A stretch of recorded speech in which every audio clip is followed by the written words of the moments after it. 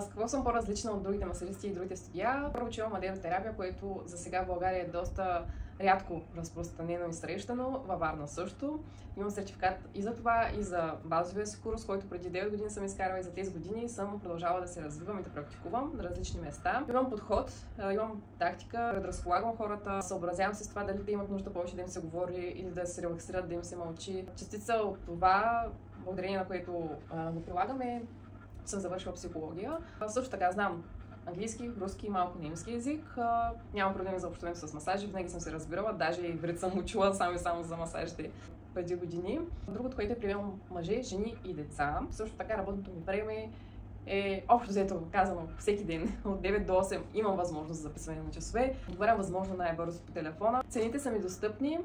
Обичам професията си. За останалите удобства може да погледнете другото ми видео, което съм качила за всичките удобства в моето студио.